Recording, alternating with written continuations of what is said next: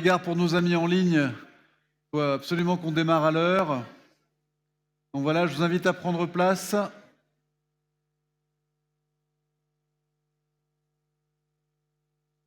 Car Eritech est aussi un salon qui vous permet d'aller tester les solutions sur les stands. C'est un peu aussi le principe. Mais pour autant, on a des conférences à tenir. Voilà, donc je vais vous demander, s'il vous plaît, on va attaquer. Voilà, installez-vous. C'est parfait. Allons-y, allons-y. Bien, sans plus attendre, je vais demander à Pierre-Emmanuel Ruiz de la société Visiative de bien vouloir me rejoindre. Et nous accueillons également à distance Chloé Friedlander, qui est chargée de mission Smart City et innovation territoriale à la Banque des Territoires. Bonjour Chloé. Alors, on regarde quelle caméra pour regarder Chloé? Celle-là? Voilà, si je pointe mon doigt, Chloé. Bonjour. Bonjour Chloé. Est-ce qu'on entend Chloé? Je pense que vous m'entendez. Normalement, on a fait les tests pour. C'est super, c'est super. Merci beaucoup Chloé d'être avec nous et donc de représenter la Banque des Territoires qui est à la manœuvre sur l'ensemble de ces sujets de la numérisation, notamment des jumeaux numériques de territoire. Mais je ne vais pas déflorer le sujet, c'est vous qui nous en direz plus. Mais on voulait tout d'abord, avec Pierre-Emmanuel Ruiz, qui est donc directeur des opérations de Visiative Software, revenir sur une forme de généalogie du jumeau numérique.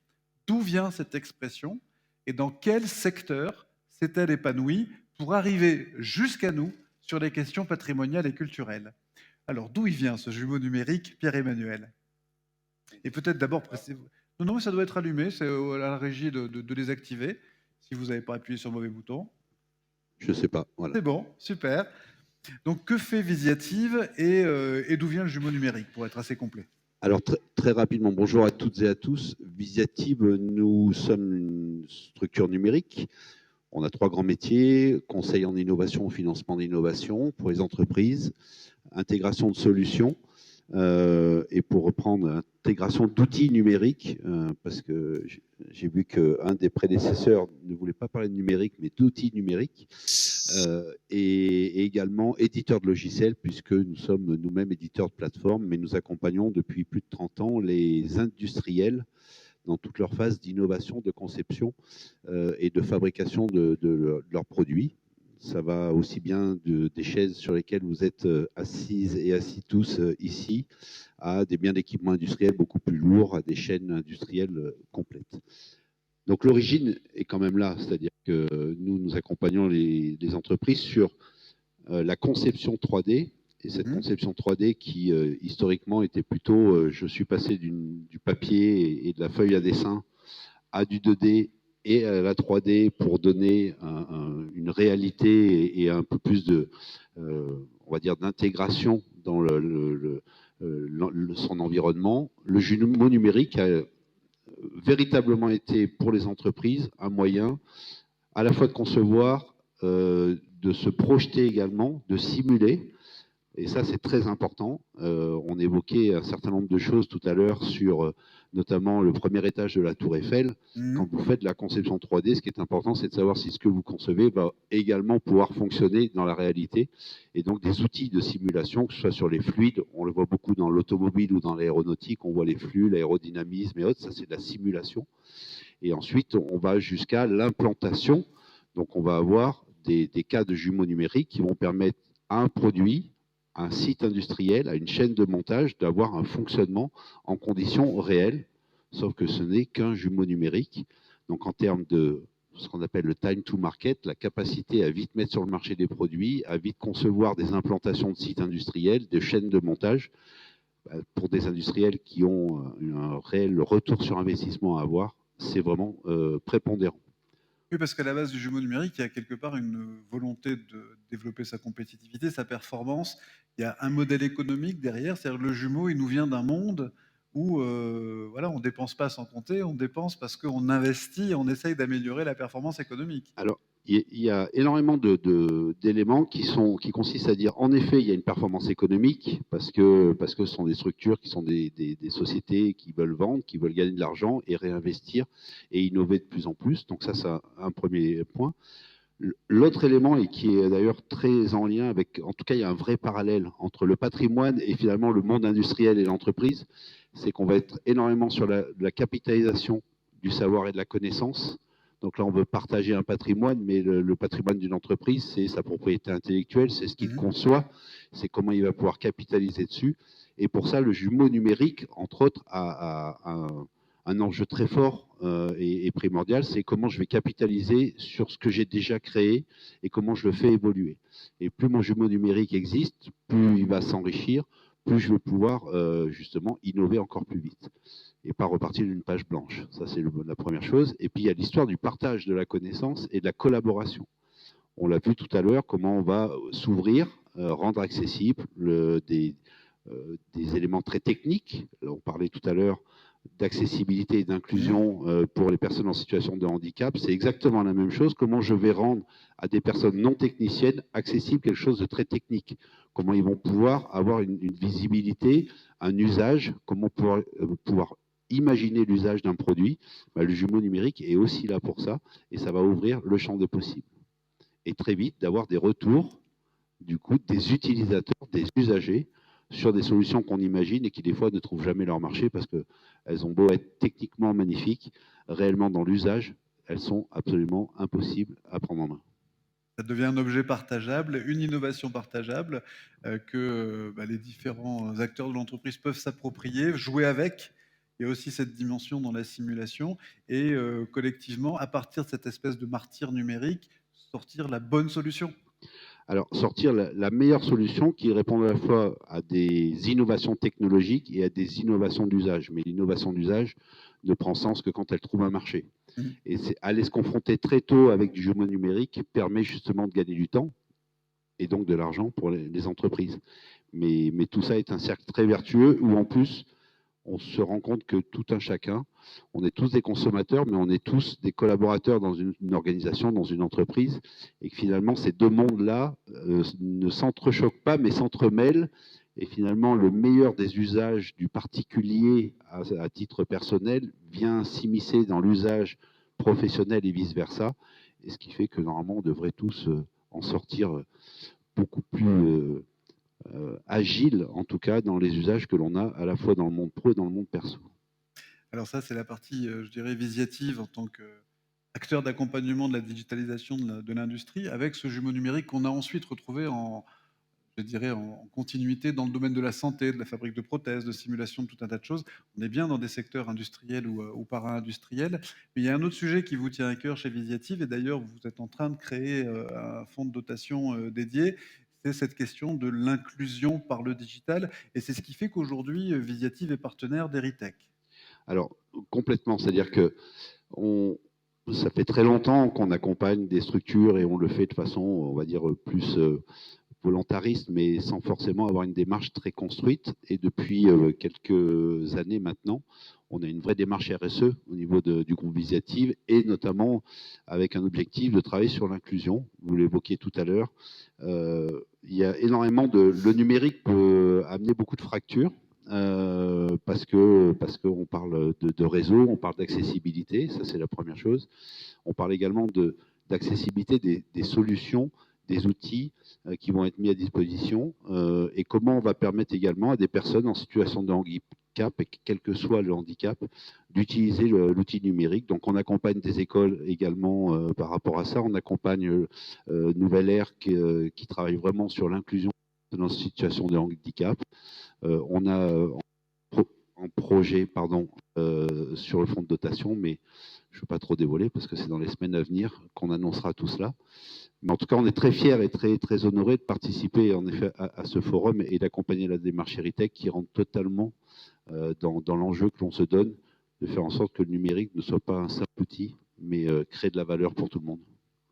Merci Pierre-Emmanuel Ruiz. Alors un autre champ d'investigation du jumeau numérique, et c'est du côté de la Banque des Territoires qui a réalisé, donc, notamment sous la direction de Chloé Friedlander, une nouvelle étude disponible, hein, d'ores et déjà disponible, je parle sous le contrôle de Chloé, c'est Miroir, Miroir, le jumeau numérique de territoire.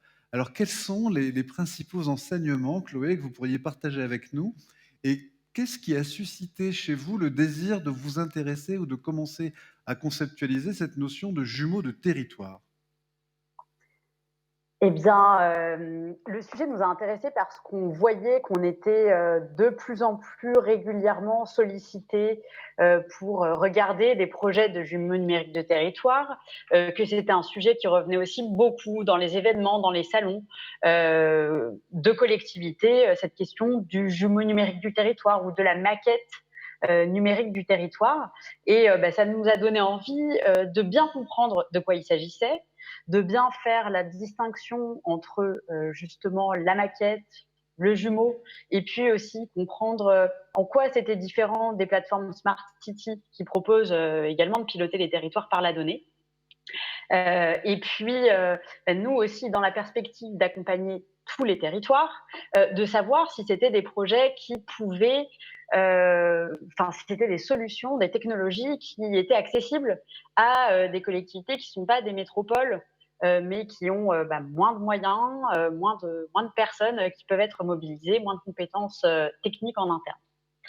Donc, c'était toutes les questions qu'on a posées, et puis on a eu quelques réponses. Déjà, donc, le jumeau numérique du territoire, c'est bien la réplique virtuelle du territoire tel qu'il fonctionne, donc son double numérique, qui va intégrer des données descriptives, et puis aussi des données du territoire et de son évolution en temps réel. Et donc, on a, au travers d'un benchmark d'une trentaine de projets de jumeaux numériques de territoire à travers le monde, essayer de trouver les caractéristiques communes pour avoir une définition du jumeau numérique du territoire. Donc finalement, on dit, et c'est pas très loin de la définition qui était donnée par Monsieur Ruiz précédemment, c'est un socle de données 3D qui va être collaboratif, interactif et normalisé, c'est-à-dire qu'on peut échanger les informations. C'est un environnement commun à différents acteurs pour partager toutes ces informations. Et puis, c'est un outil qui va permettre d'assurer la continuité de la donnée et d'éviter sa duplication. Donc, assurer une continuité, par exemple, entre le BIM et puis l'information géographique. Donc, ce socle de données 3D, la bonne nouvelle, c'est que l'IGN, via le plan France Relance, ils ont prévu de faire une cartographie 3D de tout le territoire français, territoire d'outre-mer y compris, et que ces données, elles seront accessibles en open data. Donc, ça fait une première brique disponible. Et donc, les usages qu'on a observés, c'est principalement 6 grands usages. 1, la communication. Le jumeau numérique va permettre de communiquer de manière concrète, de manière accessible, des informations qui sont complexes pour présenter, par exemple, les impacts d'un projet d'aménagement aux riverains ou des opportunités foncières pour des entreprises qui voudraient s'implanter sur le territoire. Le deuxième type d'usage, c'est autour de l'optimisation budgétaire. Par exemple, on peut suivre le fonctionnement d'un réseau et éviter des visites de sites. Le troisième usage, c'est l'e-administration. Par exemple, on a vu que le jumeau numérique à Strasbourg ou à Genève est utilisé pour instruire automatiquement des permis de construire, puisqu'on aura rentré toutes les données de hauteur, de largeur des bâtiments, etc. Le quatrième usage, c'est la gouvernance. Ça permet la collaboration de différents acteurs autour d'un même outil et autour de mêmes données. Le cinquième, c'est la prise de décision. Par exemple, ça peut aider dans la simulation de projets ou de phénomènes climatiques, et donc à savoir si là, il faut que j'aménage de telle ou telle manière pour anticiper des risques climatiques. Et puis, bien sûr, l'innovation, pour finir, puisque le jumeau numérique, c'est la possibilité d'innover, de créer de nouveaux services, de nouveaux usages avec les services métiers. Donc, on a vu qu'il y avait vraiment une diversité de possibilités d'utilisation, quasiment infinie. On peut retrouver les mêmes d'un territoire à l'autre, mais finalement, aucun jumeau numérique n'est complet, même les plus connus, les plus avancés, comme celui de Singapour, qui a une dizaine de cas d'usage. Et donc, on trouve vraiment beaucoup d'exemples qui sont très utiles. J'en ai donné quelques-uns, mais je peux en donner d'autres. Ouvrir cette base de données 3D pour des concours d'architecture, par exemple, ou pour calculer le potentiel solaire des toits de bâtiments sur un territoire. Et puis, planifier des opérations d'aménagement, par exemple, à Strasbourg encore, pour leur plan canopé, donc la végétalisation. Ils identifient là où il y a des réseaux et ils peuvent savoir si là, ils peuvent aller planter des arbres ou non. Autre enseignement de cette étude, c'est que c'est quand même des projets qui peuvent coûter assez cher et qu'il faut prévoir certaines choses. Notamment partir de son patrimoine existant en termes de système d'information. Donc, bien prévoir qu'on va devoir s'intégrer à des outils dont on dispose déjà dans la collectivité. Prévoir qu'il y a des expertises qui vont être indispensables, notamment des expertises en géomatique pour pouvoir manipuler ce jumeau numérique. Et puis donc, évidemment, un budget, une gouvernance aussi de ce jumeau numérique, puisqu'on a vu, c'est un outil collaboratif. Et ce qui ressortait des préconisations, c'était de dire le jumeau numérique, on ne le crée pas pour faire beau ou pour avoir un jumeau numérique, on le crée pour répondre à des cas d'usage métier. Ça tombe bien, il y en a plein qui sont possibles, mais autant partir d'un usage, d'un premier cas avec les métiers, pour le construire, prévoir les premières briques, les premières applications, et puis ensuite le développer, l'enrichir. Voilà pour les premières conclusions de cette étude qui est disponible sur notre site. Merci Chloé Friedlander. Je rappelle le titre, Miroir, miroir, le jumeau numérique de territoire. J'entends quelque chose qui est un peu dans le même esprit que ce que partageait Pierre-Emmanuel Ruiz avec nous, c'est-à-dire quand les élus parlent de maquette numérique, quand ils expriment le désir d'avoir une maquette, c'est pour finalement sortir de la logique où je superpose un fichier Excel avec une carte. C'est-à-dire sortir du statique, pouvoir voir comment ça va marcher, pouvoir le partager, pouvoir finalement fabriquer un patrimoine vivant et non pas seulement des archives. Est-ce que c'est un peu ça que tous les deux, vous avez rencontré finalement dans cette expression de besoin? Pierre-Emmanuel? Oui, en fait, c'est tout à fait ça. C'est les entreprises, les collectivités ou autres, je pense qu'elles ont toutes aujourd'hui pris conscience d'une chose, c'est d'avoir un patrimoine qui soit vivant, qu'on puisse faire évoluer, sur lequel on puisse capitaliser. Le process est central, le processus. processus. Et je crois que cette notion de capacité à faire évoluer, à travailler autour de l'existant, à faire évoluer l'existant, sans repartir systématiquement d'une page blanche, avoir des éléments, enfin, on l'a entendu sur la gouvernance, le pilotage et autres, je pense que cette data, elle doit être vivante, elle doit évoluer, et plus elle évolue, plus elle va permettre justement de se projeter et d'imaginer l'accessibilité et l'usage de ces données-là. Donc c'est pour moi fondamental, et pour les entreprises, c'est ce qui crée la valeur des entreprises, c'est leur capacité à faire en sorte que ces données soient vivantes et évolutives. Oui, effectivement, les métiers, les cas d'usage métier, on revient dans le process. Oui, c'est ça, et c'est vrai que les collectivités peuvent, ou les élus peuvent partir d'un besoin très variable de l'un à l'autre. Ça peut être pour une concertation autour d'un projet d'aménagement, ou en tout cas pour donner à voir. Ça peut être pour anticiper les événements climatiques suite à une catastrophe naturelle. Mais tout cela va aboutir à une meilleure collaboration, à une meilleure capitalisation sur les données dont on dispose pour pouvoir les suivre dans le temps et puis faciliter la collaboration des acteurs. Donc oui, effectivement, je pense que tous arrivent aux mêmes conclusions que ce jumeau, c'est vraiment avant tout un outil d'efficacité et de capitalisation sur toutes les données dont on peut disposer. Merci beaucoup. On arrive au terme de cette séquence. Je propose qu'on applaudisse Chloé Friedlander et Pierre-Emmanuel Ruiz. Merci. Merci beaucoup à tous les deux. On continue à creuser. Merci de nous avoir donné les bases de cette réflexion sur le jumeau numérique. On va continuer à la creuser puisque ça donne des idées. Alors attention, là c'est la scène d'action de l'après-midi puisque je passe d'un tabouret à un autre. Le jumeau numérique maintenant appliqué au patrimoine, qu'est-ce que ça va nous raconter? De quoi ça va nous parler? Je vais demander pour décortiquer tout ça aux personnes suivantes de me rejoindre en plateau, tout près, 1, 2, 3. Constance Dillier, directrice de la médiation culturelle de Novelab, Hubert Nodex, fondateur d'Aristeas, et Morgane Boucher, directeur de l'innovation et des contenus immersifs du groupe Orange, également cofondateur du think tank UniXR. Morgane, là, très bien, très bien. Donc on l'a vu d'une certaine manière, nous on a présupposé que vous aviez attrapé cette notion du jumeau numérique chez nos amis de l'industrie et que vous aviez décidé d'en faire quelque chose dans le domaine du patrimoine et de la culture au sens large. Constance Dillier, donc peut-être nous rappeler ce qu'est Novelab. Normalement tout est allumé, ne touchez à rien. Ne touchez à rien. Donc votre métier, vos références, et puis faire un focus. Vous en avez fabriqué quelques-uns des jumeaux.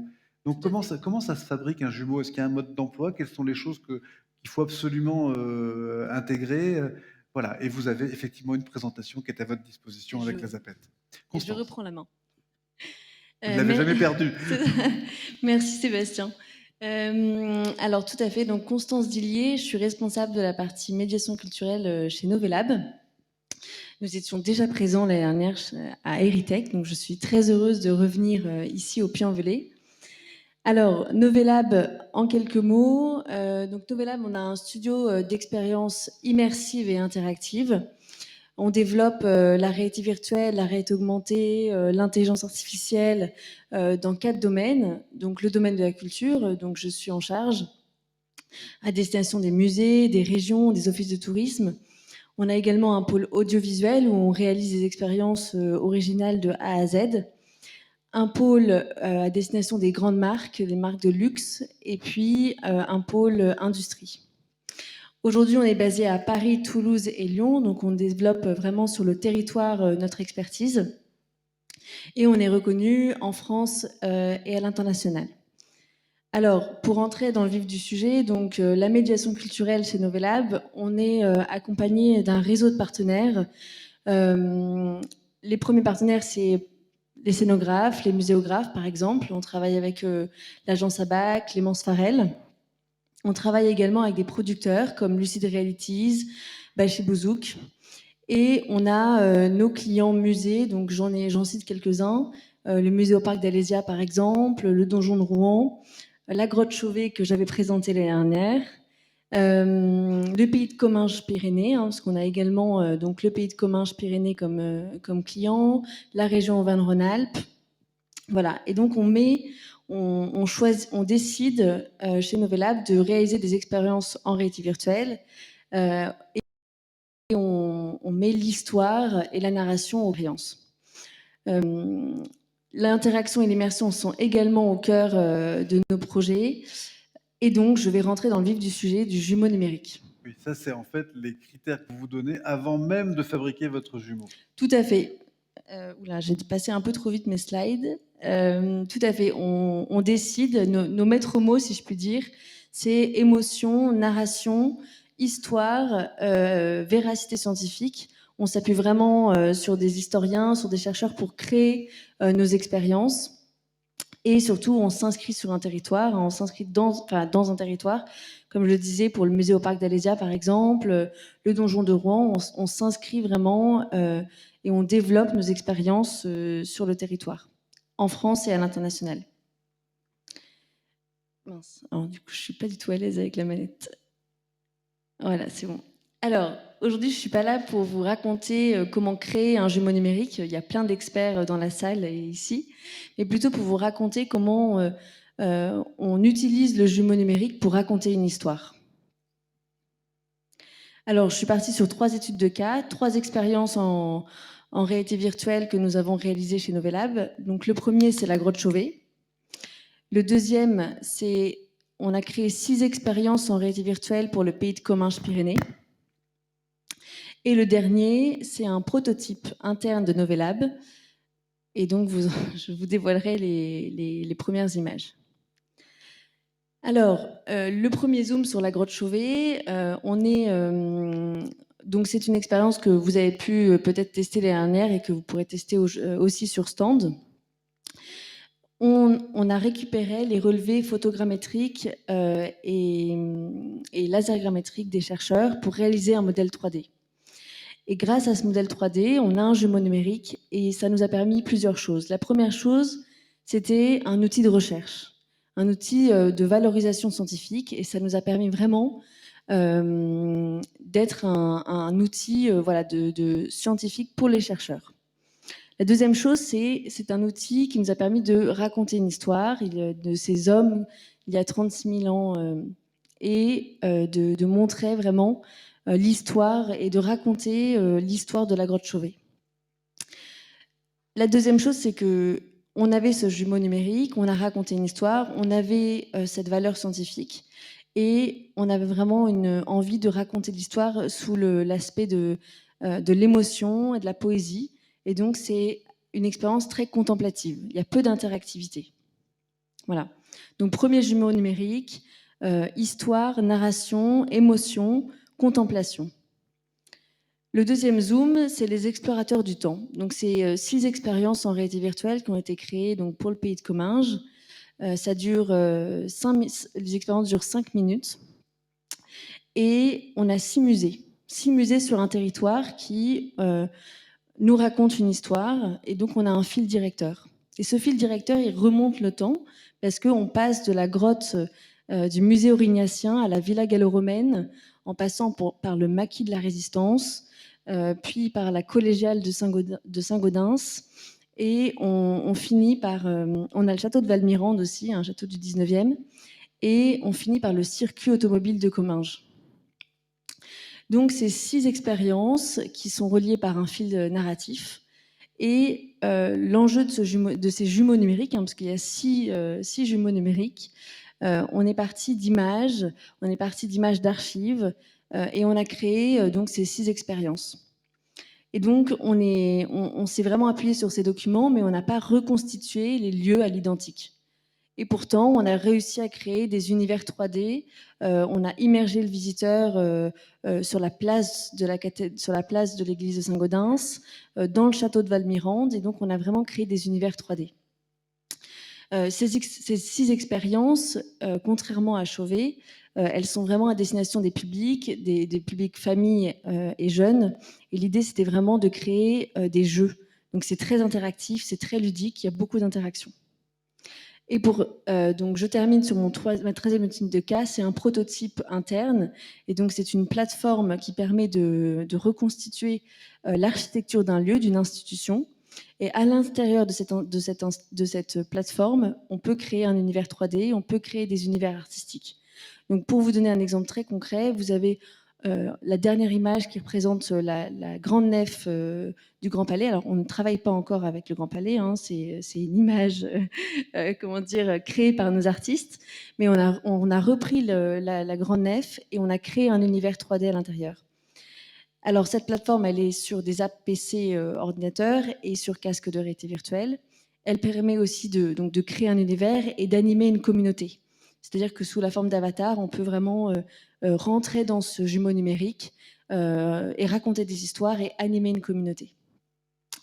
Alors, on a mis une petite slide, mais c'est important de mettre en évidence le jeu vidéo, parce que le jeu vidéo, aujourd'hui, les jeunes jouent de plus en plus sur leur téléphone portable, sur l'ordinateur, et cet univers des jeux vidéo, c'est vraiment l'avenir. On va pouvoir se servir des univers qui sont créés, on va pouvoir se servir aussi de cette communauté dans les jeux, et donc c'est un peu des jumeaux numériques des temps modernes. Voilà, et donc les canaux de diffusion, aujourd'hui les 3 expériences dont je vous ai parlé, la grotte Chauvet, Comminges ou bien le prototype de Novelab, peuvent être utilisés à la fois en expérience VR, à la fois en expérience en réalité augmentée, avec de la projection. Donc, on peut se servir de ces jumeaux numériques et on peut le diffuser, on peut décider de prendre les univers qu'on a créés et de les multiplier sur divers canaux de diffusion. Voilà, et donc pour conclure, chez Novelab, le jumeau numérique, il nous permet de raconter une histoire, de valoriser le patrimoine, le territoire, de faire vivre des émotions. Et ça peut être à la fois sur place, comme ces expériences du pays de Comminges, ou bien en virtuel, comme la grotte Chauvet et le prototype. Voilà, j'ai terminé. Merci beaucoup, Constance. On vous applaudit. Merci. Ce qu'on entend en filigrane, je ne sais pas si Hubert Nodex et Morgane Boucher partageront ce point de vue, mais ce qu'on entend en filigrane, c'est que finalement, ce jumeau numérique, il va avoir la tête qu'on a envie de lui donner, sous-entendu, il faut avoir des objectifs avant même de le faire. Ce n'est pas une simple photocopie, quoi. Il y a déjà une intention qui préside à la fabrication de ce jumeau. Alors, Hubert Nodex, vous êtes le fondateur d'Aristeas, vous avez beaucoup travaillé, ou pas mal travaillé, sur Pompéi. Alors forcément, c'est la grande enquête archéologique qui, depuis plusieurs décennies, voilà, nous tient en haleine.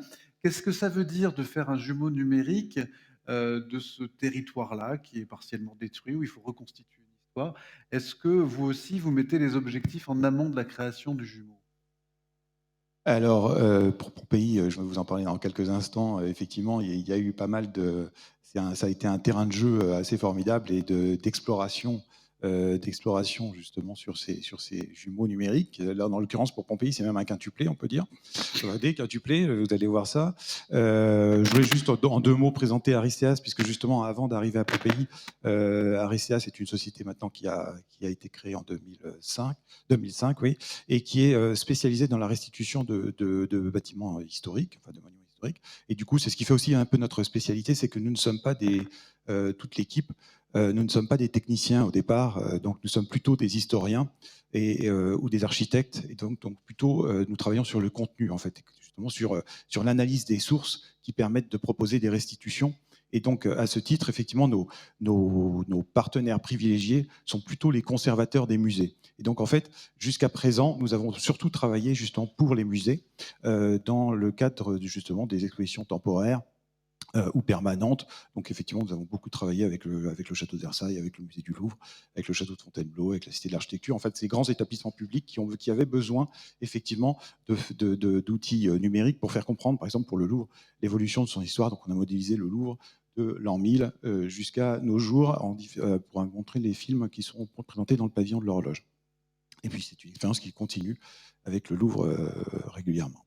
Et donc, en fait, depuis quelques années, nous travaillons de plus en plus pour les sociétés de production, de télévision principalement, qui nous ont contactés. Et donc, nous travaillons régulièrement pour les émissions de Stéphane Bern. Souvent, les images sont les nôtres. Mais par ailleurs, nous travaillons aussi beaucoup pour la société Gédéon, qui est universellement connue pour la qualité de ses documentaires archéologiques. Et justement, Gédéon a été contacté. Enfin, il y a eu un partenariat entre la surintendance de Pompéi et Gédéon pour suivre les dernières fouilles de Pompéi. Il n'y avait pas eu de fouilles à Pompéi depuis 70 ans.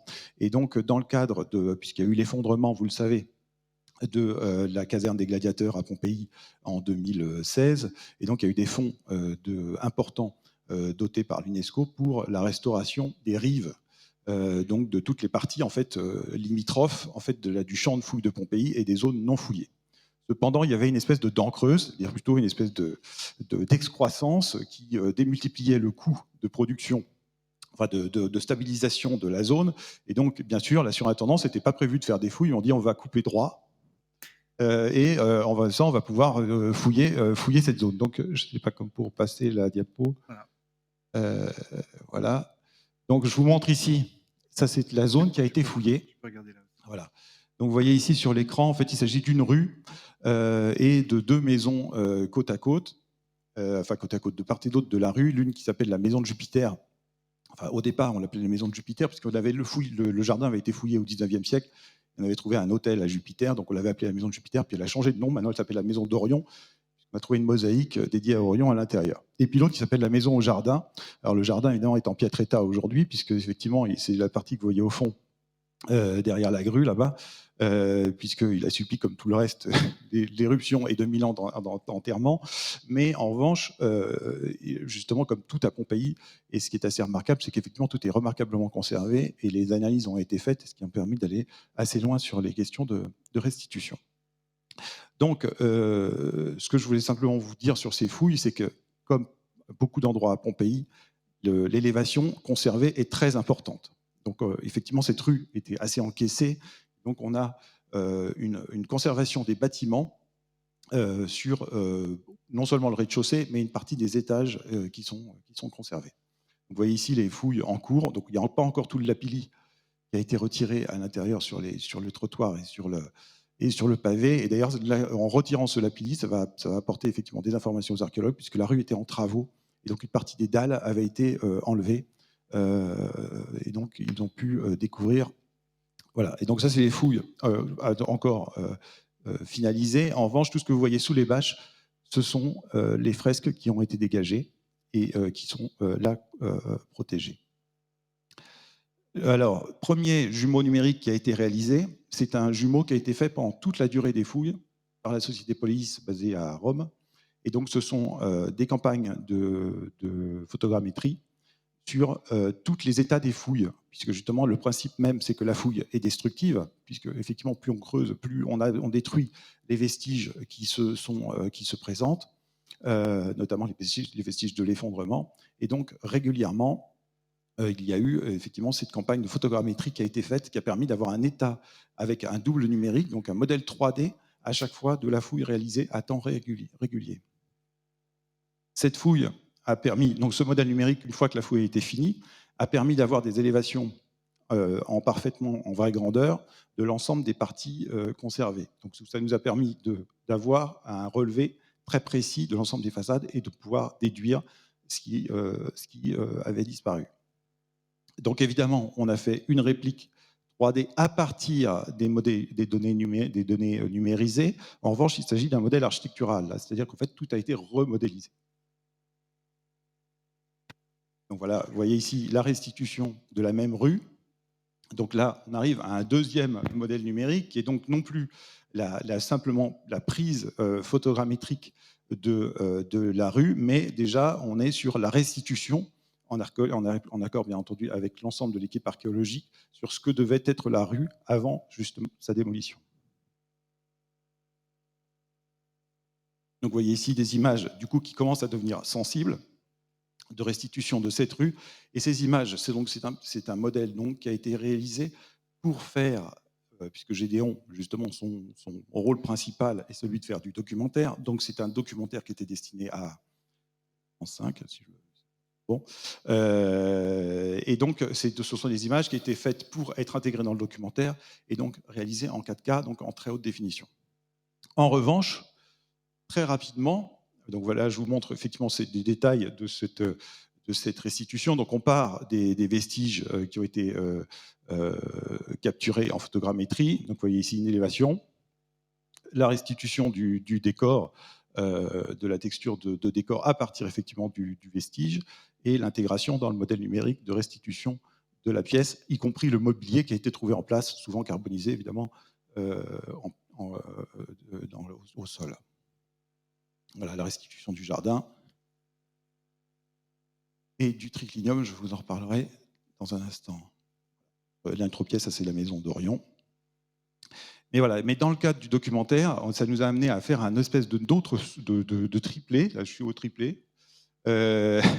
C'est-à-dire qu'en fait, il y avait des scènes de fiction. Ce documentaire a été non seulement, effectivement, comme tous les documentaires aujourd'hui de ce type, ponctué par des interviews des archéologues et par des scènes de fiction. Et ces scènes de fiction, d'ailleurs, étaient, dans le documentaire, scénarisées comme une enquête policière. C'est-à-dire qu'au fur et à mesure de la fouille, en fait, on découvrait des choses et en fait, on essayait de comprendre ce qui s'était passé.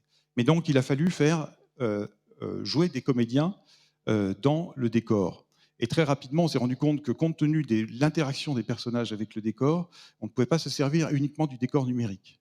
Et donc, en réalité, ce qui a été fait, donc là, vous avez une réduction, c'est-à-dire qu'on ne pouvait pas faire l'intégralité de la rue. Donc, on a fait une réduction des parties les plus importantes, c'est les deux extrémités, en gros. Hein, c'est la maison d'un côté et il y avait une taverne de l'autre.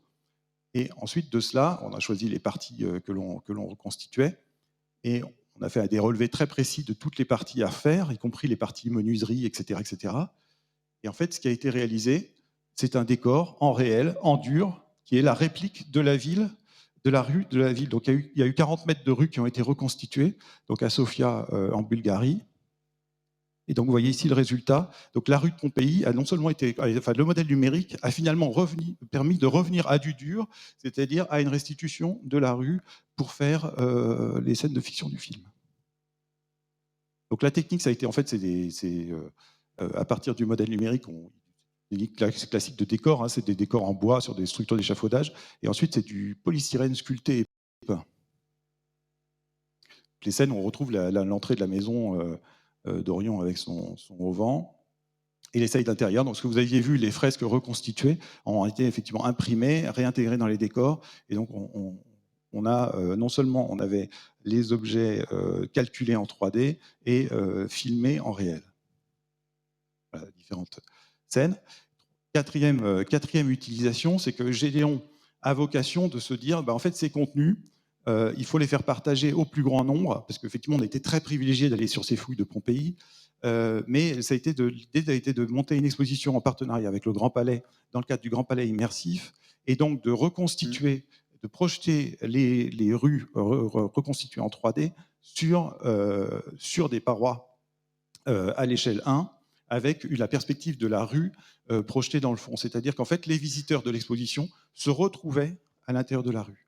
Et en plus, l'avantage, le fait que ce soit des projections, ça permettait de les animer. C'est-à-dire qu'en fait, les rues étaient animées avec des ombres des personnages, un peu comme un effet un peu Hiroshima, si vous voulez, avec les ombres perceptibles sur les murs après l'explosion. C'était un peu ça. C'est-à-dire qu'ici, il y avait les personnages qui pouvaient se retrouver en ombre chinoise projetés sur les parois du mur. Donc on a une espèce encore de doublon numérique, un peu particulier, puisque ça reste quand même des façades plates, etc., mais à échelle 1, dans lequel vous êtes projeté. Donc, en fait, c'est une espèce de casque virtuel, de casque VR sans VR, c'est-à-dire sans casque, pardon, pour se retrouver dans cette rue pompéienne. Et en fait, on rentrait dans les maisons, et ensuite, il y avait des choses plus classiques d'exposition. Et dernière chose, là, on voyait un peu les ombres. Et dernier, évidemment, aller sans finir là-dessus, c'est qu'effectivement, dans le cadre de l'exposition, vous aviez la possibilité, avec un casque VR, de vivre, donc c'est notre dernier jumeau numérique, donc le modèle 3D qui était du 3D précalculé a été adapté en 3D temps réel pour pouvoir justement pouvoir se déambuler à l'intérieur d'un casque VR. Et donc là, l'objectif était donc l'utilisateur est d'abord dans les vestiges et ensuite il va fouiller avec une espèce de lampe de poche qui simule le bâtiment tel qu'il était à l'origine. Donc il est dans les deux en fait. Il est dans une espèce de réalité augmentée, virtuelle, où il est à la fois dans les vestiges qui sont issus de la photogrammétrie et dans la restitution 3D. Et là, c'était en plus un jeu d'enquête, il fallait trouver des objets qui étaient perdus dans la pièce, etc. Et quand tous les objets sont trouvés, effectivement, l'utilisateur se retrouve à l'intérieur de la pièce totalement restitué avec les perspectives sur l'extérieur. Voilà. Donc, cette utilisation à partir des vestiges archéologiques, à la fois pour la recherche et pour la médiation avec différentes formes du film, de l'exposition et de la VR. Merci Hubert Nodex. C'est effectivement, pour ma part, en regardant ce documentaire, que j'ai découvert effectivement le travail d'Hubert et qu'on a eu envie de l'avoir avec nous. Il y a un partage effectivement de finalité, puisque que ce soit la grotte Chauvet où à un moment donné on peut aller accompagner un groupe d'hommes préhistoriques et vivre une partie de leur vie, eh bien là encore, on est allé jusqu'à ce moment de l'immersion. On anticipe un peu sur les sujets de demain, mais quelque part, vous ouvrez la possibilité à un moment donné à quelqu'un, à n'importe de faire comme s'il y était, ou en tout cas de vivre une expérience qu'on dit immersive. Morgane Boucher, qu'est-ce que vous inspire ce qu'ont partagé avec nous Constance et Hubert, justement sur ces questions des contenus immersifs? Normalement, il est allumé, on va voir en régie. 1, 2, 1, 2, 3. Sinon, Constance est gentille. Non, je disais, c'est passionnant de pouvoir s'immerger dans des histoires comme ça. On est bien au fait de toutes ces possibilités-là chez Orange, parce qu'on a fait pas mal de sujets il y a quelques années avec le musée d'Orsay, avec Louvre-Lens, il y a quelques temps. Donc, on est extrêmement sensible à ces évolutions d'usage, mais aussi tous les enjeux technologiques que cela suppose. Alors, je ne vais pas rentrer dans la technique parce que je serais vraiment incapable de pouvoir argumenter quoi que ce soit, si ce n'est que, voilà, on a des activités dans ces logique-là pour stocker ces données, parce qu'on parle de millions, milliards de polygones, je suppose. Donc il va falloir les stocker. Dans certains cas aussi, les sécuriser avec une dimension un peu souveraine, dès lors on parle de patrimoine et qui plus est français. Voilà, donc il y a des sujets qu'on regarde sur les aspects techniques, et puis sur les aspects plutôt expérientiels, nous, ce qu'on constate, alors moi je suis plutôt un profil marketing et stratégique sur ces aspects immersifs au sens large, on constate qu'il y a de plus en plus de modes d'exploitation pour ces futures expériences. Donc on a vu quelques exemples, et on les décortique, et on voit qu'il y a les modèles physiques. Donc déjà la dimension humaine reste primordiale. Donc ces lieux physiques qui vont accueillir des publics pour revivre une expérience et une découverte d'un lieu, qui viennent de France ou d'ailleurs, avec un modèle économique, avec une expérience. On a parlé de l'interaction, on a parlé de storytelling, qui sont des éléments extrêmement importants. On voit aussi bien sûr toutes les dimensions applicatives que nous proposent les plateformes VR ou AR, qui sont extrêmement intéressantes, puisque du coup, tout d'un coup, on peut exporter partout dans le monde la culture, le patrimoine en un rien de temps, je dirais, modulo des développements qui sont assez conséquents et assez coûteux. Et puis la part de storytelling aussi qui est extrêmement importante dans tout ça. Et puis il y a le sujet, alors ça fait un petit peu facile aujourd'hui d'en parler, mais c'est la dimension des metaverses qu'on n'a pas, enfin ce mot valise n'a pas encore été redit aujourd'hui, donc je me lance. Le metaverse, forcément, on y voit aussi des perspectives de partage et d'exploration, parce que là, on parle aussi de dimension sociale, de connecter les gens, de partager. Alors, dans le secteur entreprise, on imagine bien que ces technologies 3D, modélisation, vont permettre de faciliter plein de choses sur la collaboration dans le travail, mais sur le secteur grand public, c'est aussi la découverte et la découverte de la richesse et du patrimoine français, pour reprendre cet exemple-là, mais ça va bien au-delà. Donc, Mais Morgane, vous avez pris votre risque, hein, vous avez parlé de Metaverse. bah oui. Je sais que vous allez aller jusqu'au bout en donnant des éléments de compréhension à ceux qui nous écoutent dans la salle, à ceux qui nous écoutent en ligne. Cette notion n'est pas encore très familière des collectivités territoriales. Alors, j'ai quand même entendu le début des conversations aujourd'hui. Il y a quand même un niveau assez élevé de connaissance du sujet, je suppose. Mais en deux mots, le metaverse, bon, il y a une dimension marketing aussi dans ce mot-clé, il faut en être conscient. C'est le méta-univers. C'est ça, la c'est le contraction. méta-univers.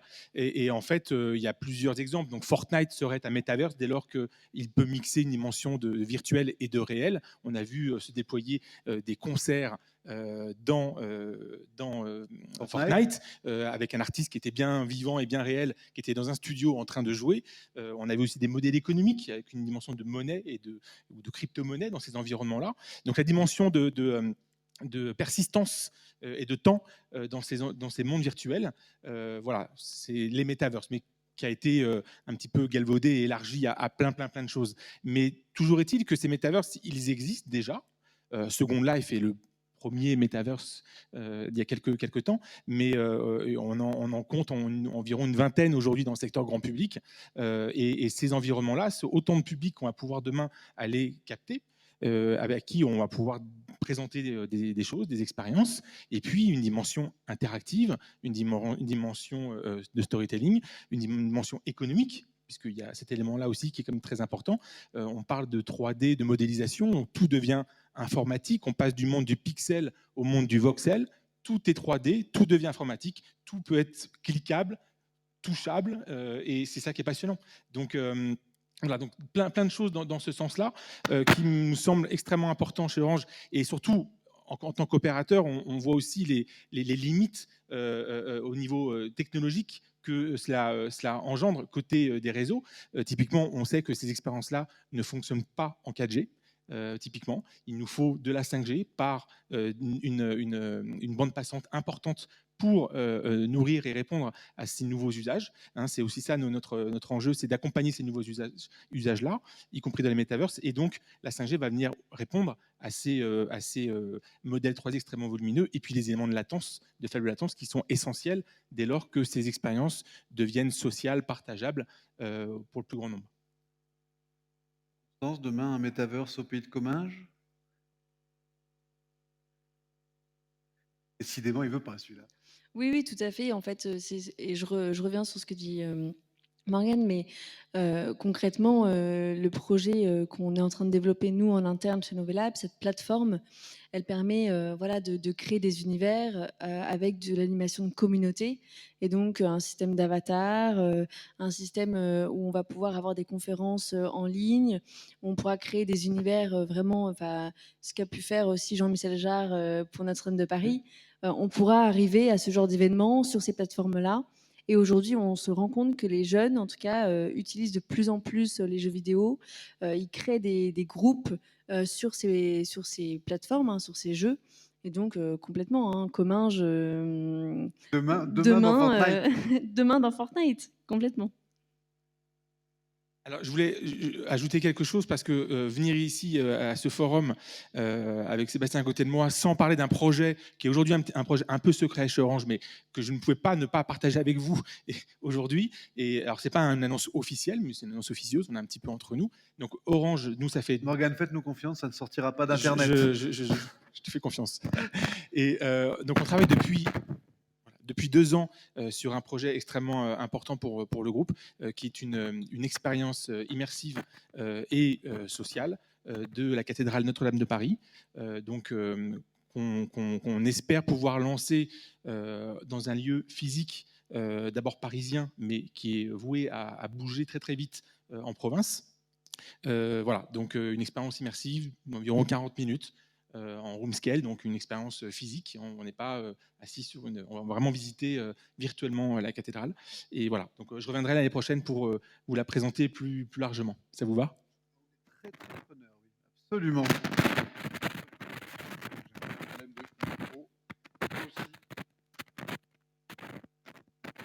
On est toujours trahi par les siens. Merci. Donc oui, on est très preneur, évidemment. Notre-Dame est aussi un accélérateur, et la catastrophe de Notre-Dame a été un accélérateur en termes de prise de conscience de la fragilité. Il y a eu les Bouddhas de Bamiyan dans un autre genre avant. Hein. On s'est dit, bah, tiens, si on les avait numérisés, peut-être qu'on aurait pu les reconstruire. Mais en l'occurrence, oui, on sera, je pense, déjà fans de cette expérience-là. Merci beaucoup à tous les trois pour vos témoignages et puis pour voilà, les premiers éléments de réflexion qu'on a sur les jumeaux numériques. Voilà, au boulot là-dessus, mais avec des objectifs précis et une vision déjà de à quoi devrait ressembler le bébé. Merci, on vous applaudit à nouveau.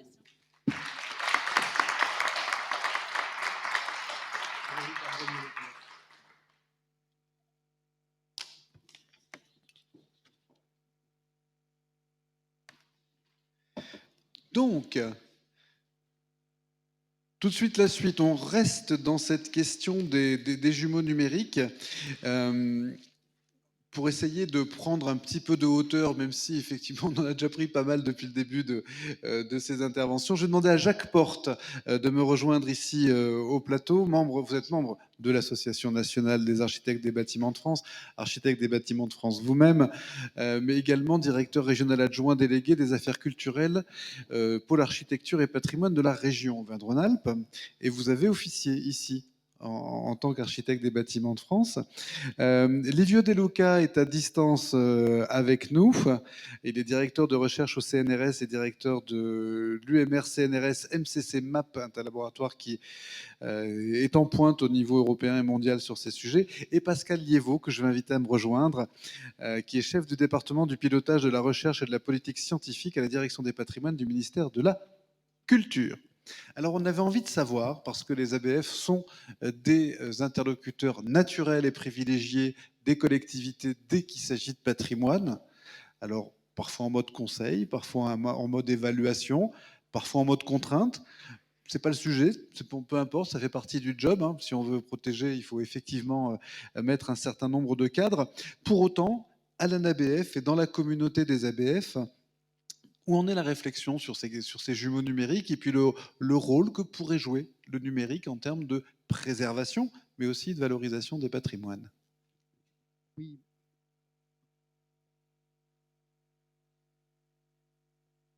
C'est des pièges. Hein. Bien, bonjour à tous. Oui, effectivement, les architectes des bâtiments de France ont un certain nombre de missions. Ce sont des agents publics de l'État. Ils en ont 3, gérer les espaces protégés bâtis, les espaces protégés naturels, Leur seconde mission extrêmement importante, c'est des missions de conseil auprès des collectivités territoriales, auprès des particuliers, sur tout le domaine de la restauration, de la construction, de l'aménagement. Et puis, ils sont également des missions de conservateurs de monuments historiques. Alors, à ce titre, effectivement, ils sont en demande de jumeaux numériques sur plusieurs échelles territoriales. Dans le cadre de leur mission, sur les villes anciennes, les cités historiques, ils utilisent bien sûr les outils à disposition de tous, en particulier les SIG, mais alors voilà, je rappelais les trois missions principales des architectes des bâtiments de France et puis quelques chiffres sur leur effectif au travers de tout le pays et l'importance du nombre des espaces protégés et du nombre des monuments historiques, ce qui génère effectivement un travail assez considérable. Ils sont en demande de jumeaux numériques, car ils utilisent ce qui existe, les systèmes d'information géographique. On a en bas à gauche un exemple d'abord d'un monument historique à Clermont-Ferrand, patrimoine mondial, donc avec des enjeux assez considérables, dont la gestion des abords immédiats est une question lancinante depuis une bonne centaine d'années. On voit des murs aveugles et ils sont en demande d'aller plus loin, c'est-à-dire de pouvoir capitaliser par le BIM, Building Information Management ou Modeling, une connaissance fine d'abord de la documentation du patrimoine de cette ville historique via le BIM, qui permet de documenter chaque élément constituant de ce patrimoine, mais aussi de pouvoir capitaliser toute l'information historique et documentaire. Ce sont des espaces qui ont généré des enquêtes architecturales, qui ont généré des travaux au cours des ans. Et toute cette information n'est pas aujourd'hui accessible uniquement via des couches assez basiques de SIG. Donc une demande effectivement de jumeaux numériques de la ville historique, mais aussi de jumeaux numériques au niveau des monuments historiques.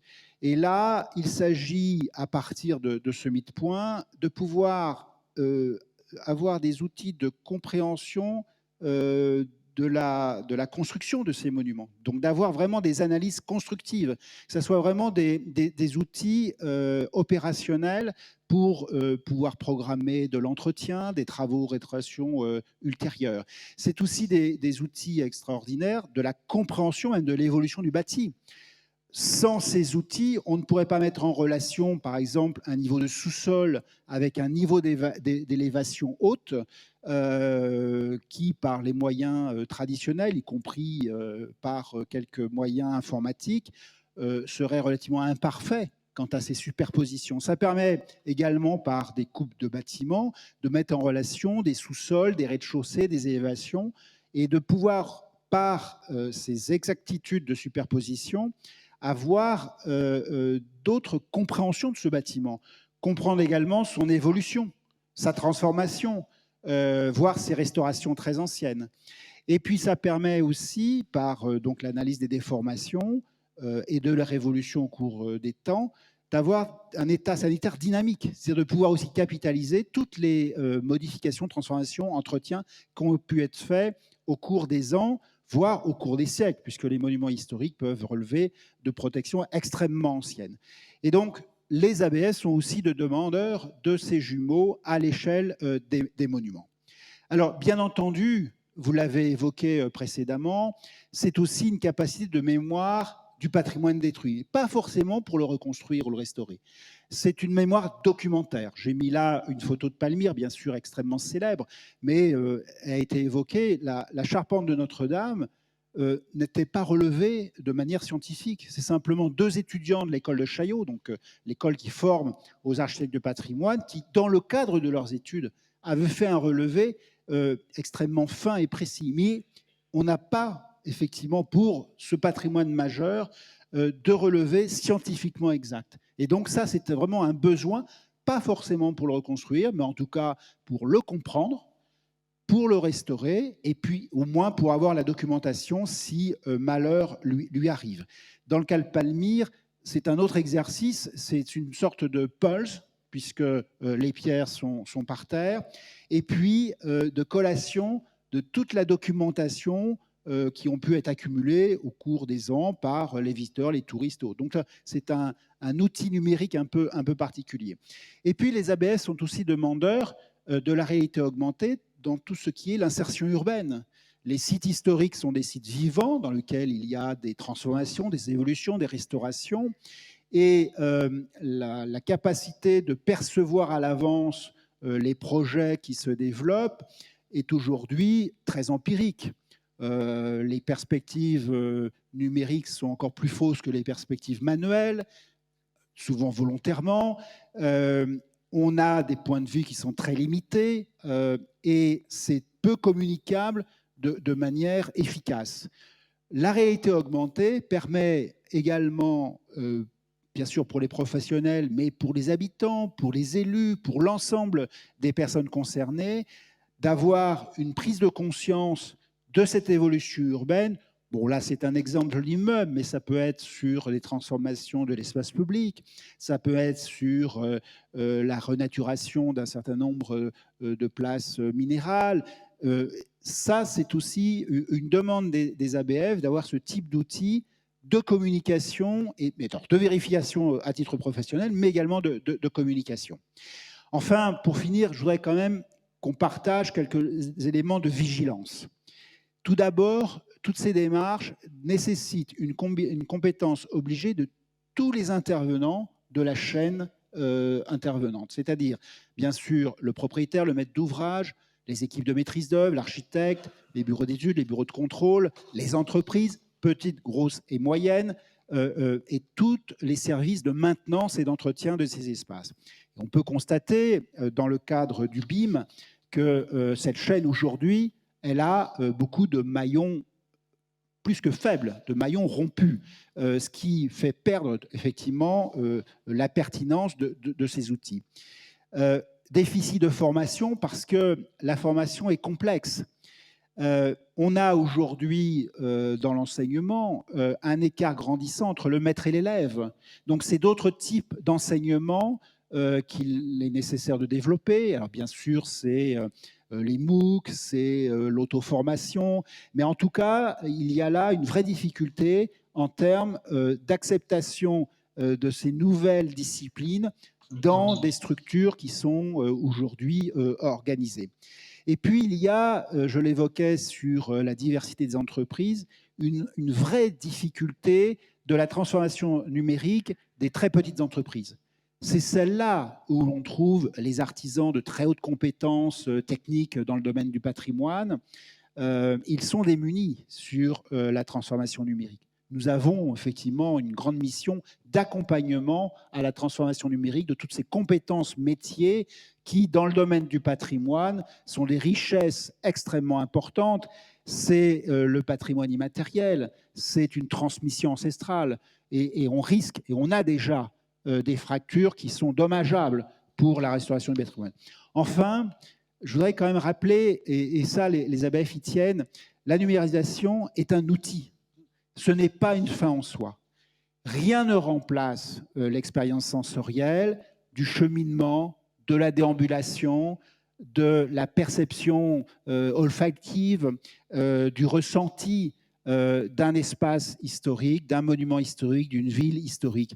Ça ne remplace pas l'échange humain avec ses habitants, avec ses usagers, avec l'ensemble des publics. Donc, ne nous trompons pas, les virtualités doivent toujours être un outil au service, effectivement, de nous tous, de l'humain et de nos communautés. Merci. Merci beaucoup, Jacques Porte. Merci pour ce brillant exposé qui effectivement nous donne une grille de lecture assez précise. Juste avant de donner la parole à Pascal Liévaux pour aborder les enjeux plus moyen-long terme de cette numérisation des patrimoines et du jumeau numérique, je voudrais qu'on voit apparaître Livio De Luca, directeur de recherche au CNRS. Donc Livio, quelles sont vos réactions par rapport à ce que vous avez entendu depuis tout à l'heure et puis depuis tout de suite, puisque vous, c'est votre quotidien, cette question de la numérisation des patrimoines. Et encore, merci d'être avec nous. Merci, bonjour à toutes et à tous. Bon, tout d'abord, le sujet de jumeaux numériques est un sujet d'actualité, non pas seulement dans le monde de l'industrie, mais également dans le monde de la recherche, depuis une bonne quinzaine d'années. Par rapport à ce que j'ai entendu jusqu'à présent, j'aimerais bien tout d'abord souligner quelques petits problèmes de vocabulaire, disons, si je peux appeler comme ça, dans la mesure où on a fait référence jusqu'à présent systématiquement à des notions qui relèvent plutôt de la modélisation, de la simulation au tout début, ou encore de la numérisation. Donc, ce sont des questions bien distantes. Donc, pensez à la différence entre la synthèse des sons qui est faite par un clavier des années 70 et un échantillonnage de sons réels qui était fait à partir des années 90, par exemple. C'est vrai que la notion des jumeaux numériques vient du monde de l'ingénierie, vient de la prise en compte de ce qu'on appelle les cycles de vie d'un produit et d'une ressource numérique. Mais si on veut caractériser la notion de jumeaux numériques pour le patrimoine, il faut prendre en compte cette confrontation avec le réel, qui, en quelque part, souligne et représente l'objet patrimonial et son interaction avec le temps. Et c'est là que la notion de jumeaux numérique intervient, dans la mesure où on prend en compte non pas seulement l'interaction avec un temps long, mais également avec un temps court, ces transformations. Alors, ceci introduit des opportunités nouvelles, vraiment de penser au numérique par rapport au patrimoine, parce que intègre la notion de numérique dans une nouvelle dialectique, passé, présent, futur, donc avec des usages qui peuvent aller depuis l'étude, la production des connaissances, jusqu'à la conservation, la restauration et donc la transformation du patrimoine, mais les insère à l'intérieur d'un contexte technologique qui évolue énormément, qui va vers l'hybridation complète. Ce sont des notions qui ont été évoquées, notamment la réalité mixte persistante, c'est-à-dire c'est une réalité dans laquelle tout ce que nous produisons en termes d'objets numériques, en termes de contenu numérique, persiste dans l'espace réel, donc persiste et donc peut être, d'une manière générale, collé, attaché aux objets réels. Alors, ceci intègre et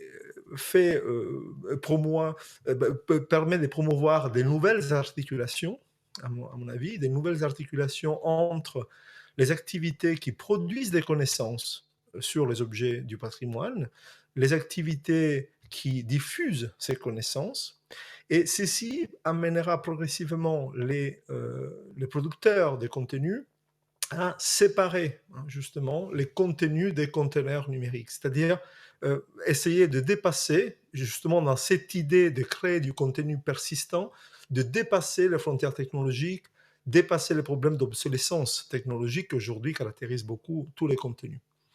C'est-à-dire qu'on va vers, d'un côté, la coproduction des contenus, c'est quelque chose qui est d'actualité, ça se voit déjà dans les exposés qui ont précédé cette table ronde, et on va également vers l'enrichissement collaboratif de ces contenus. Et c'est un aspect pour moi très important dans la mesure où, via ces nouveaux mécanismes de production et d'enrichissement collectif, nous produisons ce que l'on peut appeler des biens communs numériques qui peuvent devenir demain des nouveaux patrimoines. Alors, j'attire votre attention aussi sur quelques problèmes importants. Alors, des problèmes ont été évoqués sur le plan des technologies, sur le plan de l'absence de formation, sur le plan de la terminologie, mais je pense qu'il y a des problèmes quand même vraiment très très importants que l'on doit aborder quand on parle de patrimoine et des jumeaux numériques. Tout d'abord, l'absence de solutions technologiques dédiées. C'est-à-dire que les technologies dont on parle aujourd'hui, ce sont des technologies appliquées à des industries, à des mondes qui ne sont pas forcément sur des patrimoines. Donc, il n'y a pas, en réalité, si vous le voyez bien, une production des technologies numériques qui soit vraiment pour les patrimoines. Je n'ai fait pas référence au contenu, j'ai fait référence aux technologies qui permettent de développer ces contenus. Et quand on aborde des patrimoines, il y a des questions fondamentales d'hétérogénéité des données, des non-standardisations des données. Par exemple, la notion de BIM est totalement inappropriée quand on parle des patrimoines. Enfin, dans l'essence même de BIM se base sur la normalisation, sur la standardisation des concepts, et donc n'est pas compatible avec une question de connaissance patrimoniale. Il y a des données lacunaires, il y a des données fragmentaires, il y a des données contradictoires. Il y a pour le même objet des multiples points de vue sur l'interprétation. Alors, la pluralité de ces regards, finalement, doit être accompagnée aujourd'hui par des modalités qui permettent d'assurer la qualité scientifique des données, mais également la qualité scientifique des connaissances qui sont restituées au sein de ces ressources numériques. C'est-à-dire qu'il faut essayer d'aller aujourd'hui, non pas seulement vers des environnements qui permettent d'hybrider le réel et le numérique au sein des nouveaux contenus, mais essayer de mémoriser la construction même de ces contenus, de façon à ce que, à côté des objets réels et de leurs jumeaux numériques, puissent cohabiter les connaissances qu'on produit ces données, les connaissances qui font la valeur scientifique et la valeur patrimoniale de ces nouveaux objets numériques. Le patrimoine n'est pas un objet numérique comme un autre. Et effectivement, on entend bien l'ensemble des exigences que porte Livio.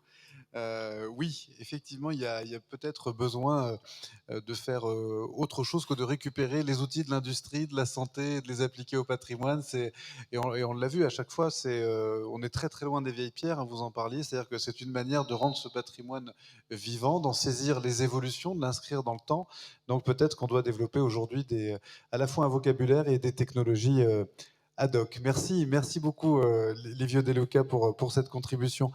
Pascal Liévaux, donc juste avant d'entendre Maître Bensoussan sur les questions juridiques, quels sont les grands enjeux que vous retenez sur cette question de la numérisation des patrimoines et plus précisément du jumeau numérique? Alors, j'ai retenu beaucoup de choses passionnantes ont été dites par des acteurs qui viennent d'horizons très, très divers, et c'est ce qui fait tout l'intérêt d'Heritech. Et encore une fois, merci pour l'organisation d'un tel forum. J'ai retenu notamment ce qu'a dit Livio De Luca à l'instant sur le besoin de technologies adaptées à la question du patrimoine, et c'est l'objet des recherches que nous soutenons au ministère de la Culture dans le laboratoire MAP de Livio De Luca, mais dans d'autres laboratoires aussi. Et il est évident que ces recherches sur le numérique appliqué au patrimoine culturel font l'objet d'une grande attention de la part du ministère qui les soutient, mais aussi au niveau européen, avec des appels à projets dans le cadre notamment du nouveau programme de soutien à la recherche Horizon Europe qui va se développer pendant les 7 années qui viennent. C'est un sujet tout à fait central. Maintenant, je voudrais revenir sur la question de la notion de jumeau numérique qui me pose un petit peu problème. Ça a été un peu évoqué en ce qui concerne le patrimoine. Moi, je préférerais parler de double numérique, parce que quand on dit jumeau, on parle quelque chose qui est identique, deux choses identiques. Là, en l'occurrence, il s'agit d'une copie, d'un modèle, d'une cartographie, comme ça a été dit tout à l'heure, mais en aucun cas d'un véritable jumeau. Et je pense que les mots ont une importance dans la mesure où on pourrait imaginer qu'un jour, on se satisfasse de conserver ces soi-disant jumeaux numériques au détriment des objets qui sont représentés ou dupliqués. Et ce n'est pas forcément de la science-fiction, ce que je dis là, parce que quand on songe à toute l'énergie, à tous les budgets conséquents que nécessite l'entretien du patrimoine et à la richesse patrimoniale d'un pays comme le nôtre ou d'un continent comme le continent européen, pourquoi pas craindre ce type de dérive à l'avenir? Donc je plaide pour abandonner, en tout cas dans le domaine du patrimoine, ce terme de jumeaux numériques qui a quelque chose de trompeur et de potentiellement dangereux. Dans le fait qu'il pourrait être un produit qui imite à la perfection et à la fin remplace. Dont on pourrait se satisfaire finalement. On se dirait, ben voilà, on a un double, on peut se promener dedans virtuellement, pourquoi dépenser tant d'argent à préserver l'original? Et là, on rejoint ce que disait Jacques Porte sur le fait que rien ne remplace cette expérience sensorielle. Exactement. Alors peut-être que là-dessus, enfin, le monde du patrimoine a une certaine maturité dans ce domaine-là, puisque s'est posé longtemps la question de dire est-ce que je fais effectivement un musée virtuel à une époque, c'était il y a une dizaine d'années, hein, et on s'est aperçu, parce que les gens vont pas venir, ils vont se satisfaire de ça, et on s'est aperçu qu'en réalité, les visites virtuelles de musées donnaient encore plus envie de venir. Donc peut-être que, mais on entend cette réserve sur le fait que ça remplace pas. Mais notre idée ici à Héritech, c'est plutôt de regarder comment ça donne envie et les conditions dans lesquelles effectivement ça peut donner envie. Alors je ne parle pas de l'objet, je ne critique pas l'objet, hein. J'entends. Je mets en question la sémantique, la terminologie. Oui, cette qui est ici employée possible pour désigner. fascination qu'on pourrait avoir pour des objets qui ne font qu'en représenter d'autres à la fin. Il y a un autre sujet qui m'a semblé très intéressant, qui a été abordé par plusieurs intervenants, c'est la question de l'utilisation et de la réutilisation des données qui sont produites à l'occasion de l'élaboration de ces doubles numériques. C'est un sujet extrêmement important. On a vu que des données qui sont acquises sur des objets patrimoniaux à l'occasion de travaux de recherche peuvent ensuite, Hubert Naudet l'a très bien montré, être utilisées pour des restitutions immersives, pour de la médiation intelligente et scientifiquement pertinente et basée sur les travaux des archéologues. Ça veut dire que ces données très, très lourdes, très nombreuses, qui sont produites à l'occasion de ces opérations de numérisation, nécessitent d'être conservées sur le long terme, d'être partagées, d'être en open source, et on y reviendra peut-être tout à l'heure avec l'intervenant qui suit et qui va évoquer les questions de droit qui sont extrêmement importantes. Et d'ailleurs, au niveau européen, la Commission européenne aujourd'hui s'interroge sur un projet de cloud culturel européen qui permettrait, dans l'idéal, de conserver toutes ces données, de les pérenniser et de les mettre à l'abri d'une certaine façon des appétits grandissants des GAFA. D'accord. Puisque, pour mémoire, ce sont quand même des données qui, pour l'essentiel, sont produites sur des objets patrimoniaux qui relèvent du domaine public, très souvent. Très souvent, oui. Des collections publiques ou des monuments publics, souvent avec de l'argent public, par des institutions publiques.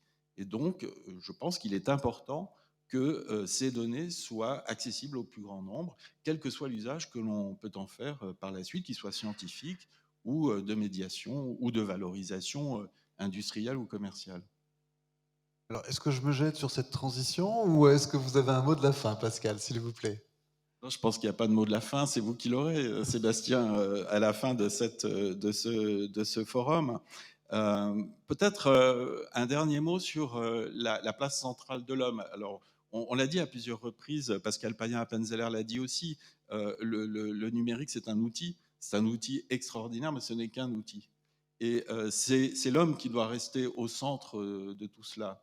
Pascal Payen me faisait remarquer tout à l'heure qu'on parlait d'intelligence artificielle. Et il est vrai qu'a priori, toutes ces données patrimoniales, avec leur profondeur historique, dans leur diversité d'archéologie, muséographie, archivistique, constituent un champ d'action et de recherche extraordinaire pour l'intelligence artificielle. Il n'y en a pas d'autres comparables. Mais il faudrait plutôt parler d'intelligence assistée, parce que l'intelligence artificielle, ça n'existe pas. La seule intelligence qui vaille, c'est celle qui est dans notre cerveau. Et évidemment, il s'agit d'une intelligence assistée. Alors on en revient à la sémantique, mais je pense que les mots ont leur importance. Ils ont un sens. Merci à tous les deux, merci à tous les trois. Merci beaucoup, Livio De Luca, d'avoir été avec nous et d'avoir pris de votre temps pour participer. Je vous invite à applaudir nos panélistes.